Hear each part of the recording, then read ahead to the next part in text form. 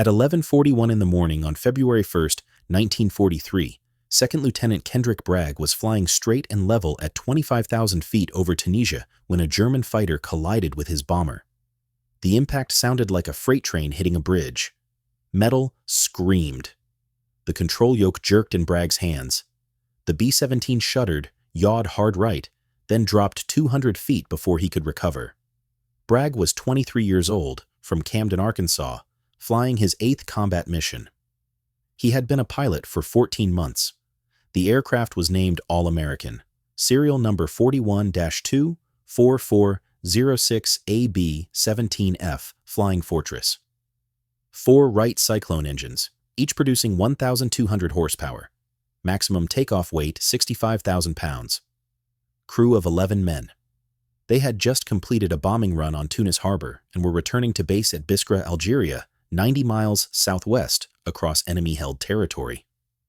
The German fighter was a Messerschmitt Bf-109G. Single engine, single seat.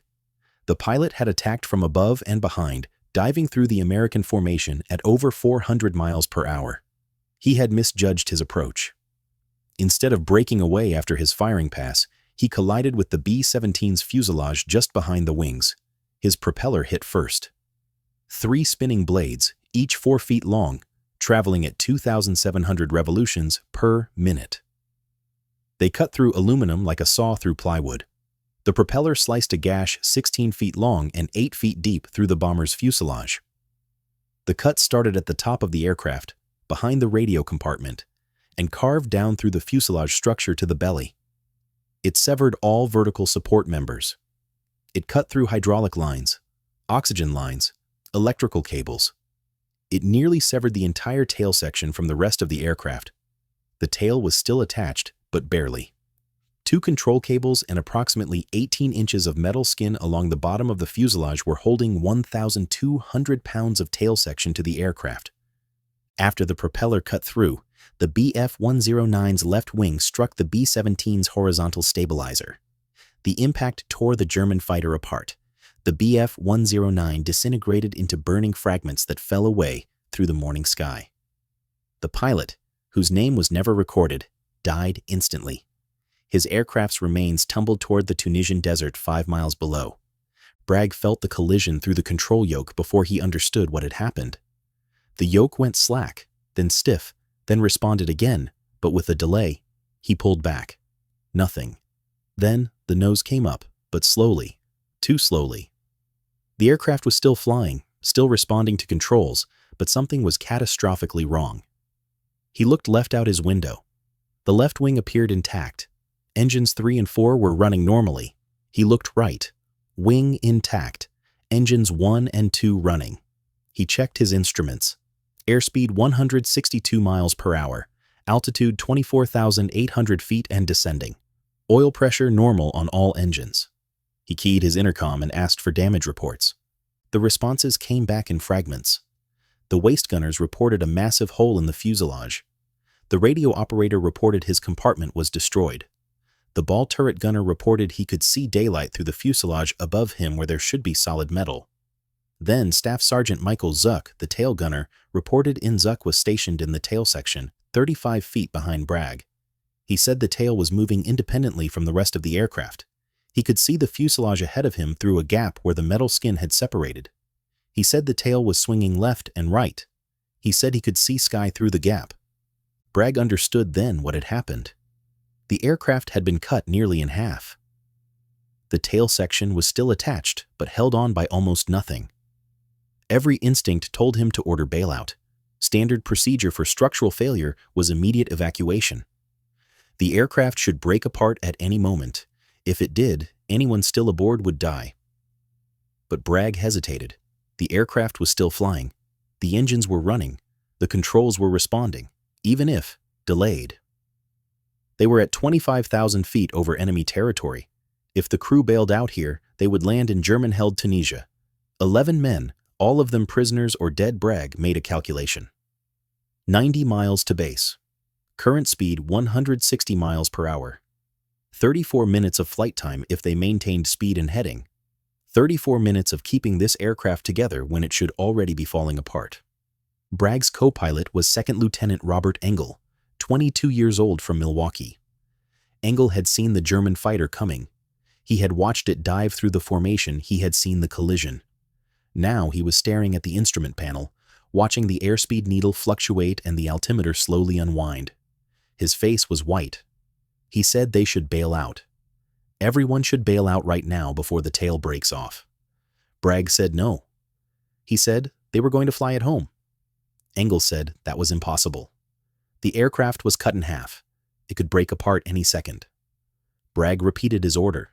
They were flying home. He told Engel to maintain power settings and monitor engine instruments. He told him to watch airspeed and altitude. He told him not to touch the controls unless ordered. Bragg keyed the radio and contacted the formation leader, Captain William Fisher, flying in another B-17 300 yards to Bragg's left. Bragg reported the collision and the damage Fisher acknowledged, then pulled his B-17 closer to get a visual assessment. What Fisher saw made him order Bragg to bail out immediately. Fisher could see the entire gash through the fuselage. He could see the tail section hanging at an angle. He could see it moving independently from the forward fuselage. He radioed Bragg 3 times, each time more urgent. Bail out. The aircraft cannot be flown. It will break apart. Bragg refused. Fisher assigned another B-17 to stay with Bragg as escort. The other bombers in the formation continued southwest toward base at their normal cruising speed of 180 miles per hour. Bragg's damaged aircraft fell behind, unable to maintain formation speed without risking structural failure. At 25,000 feet, the outside air temperature was -30 degrees Fahrenheit. The wind through the gash in the fuselage turned the interior into a wind tunnel. The radio operator's compartment was gone, simply gone, cut away by the collision. The waist gunners huddled behind their guns, trying to stay clear of the opening. The ball turret gunner climbed out of his turret and moved forward into the bomb bay. Zook remained in the tail section. He had considered climbing forward through the fuselage to safety, but the gap between the tail and the forward fuselage was too wide. 4 feet of empty space with a 25,000-foot drop below. He stayed in the tail. He strapped himself into his gunner's seat and held on. Bragg focused on 2 numbers, airspeed and rate of descent. He needed to descend from 25,000 feet to landing altitude at base without exceeding the structural limits of the damaged aircraft. He needed to lose altitude slowly enough that the airflow around the tail section did not create stress that would snap the remaining cables. But he also needed to lose altitude quickly enough to reach base before running out of fuel or before the aircraft broke apart from prolonged stress. He calculated a descent rate of 200 feet per minute, slow enough to keep stress manageable, fast enough to reach base in time. He reduced power on all 4 engines and trimmed the aircraft for a shallow descent. The controls responded differently than any aircraft Bragg had ever flown. When he moved the yoke, nothing happened for 2 or 3 seconds. Then the nose would move, slowly, gradually. When he applied aileron to correct for drift, the aircraft rolled sluggishly, as if moving through water. The delayed response meant Bragg had to anticipate every correction. He had to think 3 seconds ahead of the aircraft. Any overcorrection would require another correction, which would arrive 3 seconds late, which would create oscillations that could tear the tail off. Bragg flew with minimal control inputs, small movements, gentle pressure. He kept the aircraft as stable as possible. At 11:54 in the morning, 13 minutes after the collision, Bragg radioed the base at Biskra. He reported his situation and requested emergency landing clearance. The tower controller acknowledged the transmission, then asked Bragg to repeat. Bragg repeated. The tower controller asked if Bragg was injured. Bragg said no. The tower controller asked if Bragg understood that his tail section was nearly severed. Bragg said yes. The tower controller said the aircraft should be ditched or the crew should bail out. Bragg said he was bringing it home. The tower controller went silent for 7 seconds. Then he said emergency equipment would be standing by. The B-17 continued its slow descent. 24,000 feet, 22,000 feet, 20,000 feet. The air grew warmer. The wind through the fuselage decreased slightly as airspeed dropped. Bragg maintained 140 miles per hour, only 35 miles per hour. above stall speed. Any slower and the aircraft would stop flying. Any faster, and the increased air pressure on the tail section would snap the cables. He held 140 exactly. Engel monitored the engine instruments. Oil pressure steady. Cylinder head temperatures normal. Fuel remaining. 480 gallons. Enough for another 90 minutes of flight at current power settings. They would reach base with fuel to spare if the aircraft stayed together. Engel called out altitude every 1,000 feet. 19,000. 18,000. 17,000. His voice was steady but quiet. He kept glancing back through the cockpit doorway toward the radio compartment, toward the gash in the fuselage, toward the impossible damage that should have already killed them. At 16,000 feet, turbulence hit. The B-17 bucked and yawed. The tail section swung left, then right. Bragg felt the controls go mushy. He added power to engines 3 and 4 to counteract the yaw. The aircraft steadied. The turbulence lasted 40 seconds. When it ended, Bragg checked with Zook. The tail gunner reported the tail had swung violently during the turbulence. He could hear metal groaning. He could see the gap between the tail and fuselage widening and narrowing with each movement. He said he did not know how much longer the tail would hold. Bragg made another calculation. Current altitude 15,500 feet. Distance to base approximately 45 miles. Descent rate 200 feet per minute. They would arrive at base at approximately 6,000 feet, which was pattern altitude. From there, a normal landing approach would require descending another 5,400 feet to reach the runway. That descent would take additional time and additional stress on the structure. Bragg decided to maintain his current descent rate all the way to the runway. No circling the field. No standard approach pattern. A straight-in descent from 45 miles out.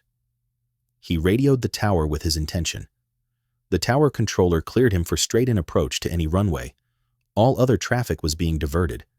At 14,000 feet, Bragg began encountering other B-17s from his formation. They had reached base and were in the landing pattern. Several pilots broke out of the pattern to get a look at Bragg's aircraft. They flew alongside, close enough to see the damage clearly. Bragg could see the other pilots staring.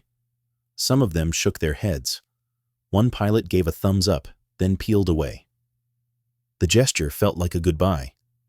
At 10,000 feet, Bragg ordered his crew to prepare for emergency landing. He told the waist gunners to take crash positions in the radio compartment. He told the bombardier and navigator to move to the forward fuselage. He told the ball turret gunner to stay in the bomb bay where the structure was strongest. He told Zook to stay in the tail section. There was no safe place for Zook to go. If he tried to climb forward, he would fall through the gap. He was safer strapped into his gunner's seat. Zook acknowledged without comment. Engel checked the landing gear system. The hydraulic lines to the gear had been severed in the collision. The landing gear would have to be lowered using the emergency hand crank. Engel began cranking. Each turn of the crank extended the gear a fraction of an inch. It took 134 turns to fully extend the main landing gear. Engel's arms burned. He kept cranking. The gear indicator lights showed 2 green lights. Main gear down and locked. He cranked the nose gear. Another 47 turns. 3rd green light. All gear down and locked. At 7,000 feet, Bragg could see the airfield at Biskra. Runways laid out in an X pattern. He identified the longest runway, 7,200 feet. Oriented northeast to southwest. Wind was from the southwest at 8 miles per hour. He would land into the wind, which would reduce his ground speed and give him more runway to stop. He aligned the aircraft with the runway from 20 miles out. The alignment had to be perfect. Any maneuvering close to the ground would risk breaking the tail off. At 5,000 feet, Bragg began final descent calculations. Normal landing speed for a B-17 was 100 miles per hour with full flaps. The flaps on Bragg's aircraft were inoperative, hydraulic lines severed. Landing without flaps would require 128 miles per hour minimum. But the damaged tail section could not handle 128 miles per hour close to the ground. Where air was denser, Bragg decided to approach at 115 miles per hour. Slower than safe, faster than the tail could possibly withstand. He would have to balance the aircraft on the edge of a stall all the way to touchdown. At 3,000 feet, emergency equipment assembled along the runway. Fire trucks, ambulances, meat wagons, as the crews called them. Bragg could see men standing outside the vehicles, watching his approach. He reduced power to idle on all 4 engines. The aircraft descended at 250 feet per minute. The nose came up slightly. Bragg trimmed to hold the nose position. The tail section was swinging again. He could feel it through the controls. Each swing created a slight yaw. He corrected with rudder, but the corrections were delayed, arriving 2 seconds after he applied them. At 1,500 feet, Bragg called for landing checklist. Engel confirmed gear down, mixture rich, props full forward, cowl flaps open. Everything was set except flaps, which could not be extended, Bragg acknowledged. He kept his eyes on the runway, now 3 miles ahead. He felt the yoke vibrating in his hands. The aircraft was on the edge of stall airspeed 118 miles per hour. He could not go slower without falling out of the sky. At 500 feet, the runway filled his windscreen. Bragg reduced power further. The engine spooled down to near idle. The descent rate increased to 300 feet per minute. The aircraft dropped faster. Bragg pulled back slightly on the yoke. The nose came up. The descent rate decreased to 200 feet per minute. He held it there. He was committed now. No go-around was possible. If he added power, the increased airspeed would tear the tail off. He had one chance to land this aircraft, and that chance was happening in the next 20 seconds. At 100 feet, Bragg could see individual rocks along the runway edge. He could see men diving for cover behind fire trucks. He reduced power to complete idle, all 4 engines windmilling. The B-17 descended the last 100 feet in 8 seconds. Bragg pulled back on the yoke. The nose came up, the tail came down. He held the attitude. The main landing gear touched first. Rubber squealed against concrete. The aircraft bounced once, settled. The tail wheel touched. All 3 wheels were on the runway. The tail section was still attached. Bragg stood on the brakes. The B-17 rolled down the runway, decelerating. He could feel the tail swinging behind him, oscillating left and right from the landing impact. He kept pressure on the brakes. The aircraft slowed. 60 miles per hour, 40 miles per hour, 20 miles per hour. The aircraft came to a stop 4,300 feet down the runway, 2,900 feet remaining. Bragg shut down all 4 engines. He sat motionless in his seat for 5 seconds. Then he released his harness and stood up. His legs were shaking. Engel leaned forward and put his head on the control panel. His hands were shaking. He said nothing. Behind them, the crew was emerging from crash positions. The waist gunners were moving toward the waist gun positions, staring at the gash in the fuselage. The bombardier and navigator were climbing out of the nose compartment. Zuck was still in the tail section. He radioed that he was okay. He said he was not climbing out until maintenance personnel told him it was safe. He did not trust the tail to hold together if he moved. Bragg climbed down from the cockpit. He walked around to the rear of the aircraft to inspect the damage himself. What he saw should not have been possible. The gash was 16 feet long and 8 feet deep. It had severed the entire upper fuselage structure. The tail section was held on by 2 control cables and a strip of metal skin along the bottom of the fuselage approximately 18 inches wide. The metal strip was bent and deformed. The control cables were frayed. Several strands had separated. Bragg counted the remaining strands. Each cable had started with 133 individual wire strands. The elevator cable had 47 strands remaining. The rudder cable had 63 strands remaining. Those strands had held 1,200 pounds of tail section through 76 minutes of flight and 1 landing. Ground crews surrounded the aircraft. A photographer arrived and began taking pictures. One of those photographs would become famous, reproduced in magazines and newspapers and history books for the next 80 years. The photograph showed the B-17 from the left side with the massive gash clearly visible and the tail section obviously separated from the fuselage. Anyone looking at the photograph would ask the same question. How did this aircraft fly? Boeing engineers arrived from Casablanca 2 days later to inspect the damage. They measured the gash. They examined the remaining structure. They analyzed the control cable tension. They interviewed Bragg about the flight characteristics. Then they stated their conclusion. The aircraft should not have been flyable. The remaining structure did not have sufficient strength to withstand flight loads. The control cables did not have sufficient tension to transmit control inputs effectively. The tail section should have separated during the initial descent or during turbulence or during the landing approach. The fact that the aircraft remained intact for 76 minutes and completed a landing was not explainable by engineering principles as they understood them. One engineer offered a theory. The tail section had been held in place partially by the control cables and metal strip, but primarily by aerodynamic forces. The airflow around the damaged fuselage had created a low-pressure zone that held the tail section against the forward fuselage. As long as airspeed and angle of attack remained constant, the pressure differential kept the tail attached. Any significant change in airspeed or attitude would have disrupted the pressure balance and caused separation. Bragg's gentle control inputs and steady descent rate had maintained the pressure balance for 90 miles. The engineer said this explanation was speculative. He said he had never seen damage like this. He said he did not expect to see it again.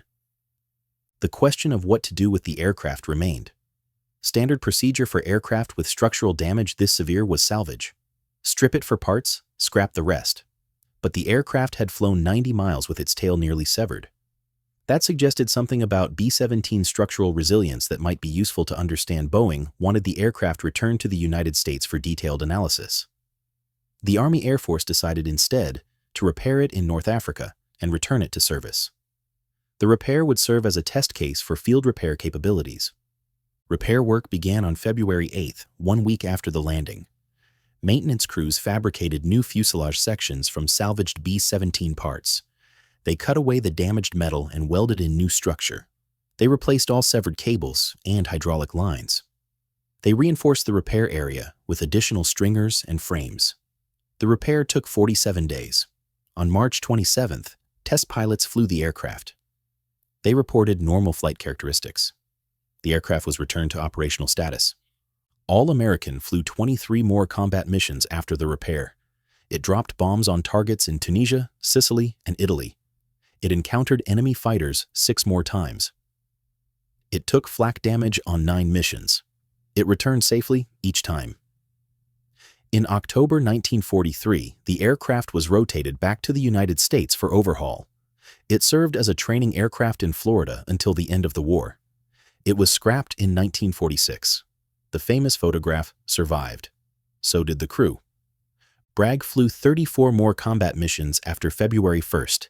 He completed his tour in August 1943 and returned to the United States. The Army Air Force awarded him the Distinguished Flying Cross for the flight that brought All-American home. The citation noted his exceptional airmanship and his decision to fly the damaged aircraft rather than order bailout over enemy territory, saving the lives of his entire crew. Bragg was promoted to first lieutenant in April 1943 and to captain in November 1943. He remained in the military after the war, serving in various assignments until his retirement in 1965 as a lieutenant colonel. Robert Engel also received the Distinguished Flying Cross. He flew 31 more missions before being shot down over Germany in November 1943. He survived the crash and spent the remainder of the war as a prisoner. He was liberated in May 1945 and returned to Milwaukee. He died in 1989 at age 68. Michael Zuck, the tail gunner who rode in the separated tail section for 76 minutes, completed his combat tour in September 1943. He returned to Pennsylvania and worked as a machinist. He rarely spoke about the flight. When asked about it years later, he said he had been certain the tail would break off at any moment. He said he had prayed continuously from the moment of impact until the wheels touched the runway. He said, when the aircraft stopped rolling, he sat in his gunner's seat for 3 full minutes before he could move. He died in 1992 at age 71. The other crew members survived the war. The bombardier was killed in a training accident in 1944. The navigator flew 50 missions and returned home. The flight engineer flew 30 missions and was wounded by flak over Austria. The radio operator was reassigned after the collision because his station no longer existed. The waist gunners completed their tours. The ball turret gunner flew 28 more missions. What happened on February 1, 1943, became a case study in B-17 structural resilience and pilot decision-making under extreme circumstances. The Boeing engineers who examined the wreckage documented the damage in technical reports that influenced future bomber design. The control cable redundancy that kept all American flying became standard in subsequent aircraft. The photograph of the damaged aircraft was used in Boeing advertising and Army Air Force recruitment materials. The image communicated a message. B-17s could absorb incredible damage and still bring their crews home. But the broader lesson was about human decision-making under uncertainty. Bragg had faced a choice with incomplete information and no time for deliberation. Every indicator suggested the aircraft would break apart. Ground control said, "Bail out." The formation leader said, "Bail out." Engineering principles said the aircraft was unflyable. Bragg chose differently. He assessed the situation, calculated the risks, and decided the aircraft could be flown. He was correct, but he could not have known that with certainty. When he made the decision, he flew on skill and judgment and hoped that the aircraft would hold together long enough. That kind of decision, made under pressure with lives at stake, defined much of combat aviation in World War II. Pilots faced impossible situations regularly. They made decisions based on limited information and uncertain outcomes. Most of those decisions are forgotten. Some are remembered because they succeeded. A few are remembered because someone took a photograph. Kendrick Bragg died on December 13, 2007 in Alabama. He was 87 years old. His obituary mentioned his military service, but focused primarily on his civilian career as an educator and his family. The obituary did not mention February 1, 1943. Most people at his funeral did not know about the flight that brought All American home with its tail barely attached. The story had faded from his life, replaced by decades of other experiences. But the photograph remained, and the aircraft had proven that sometimes what everyone knows is impossible can be flown home anyway.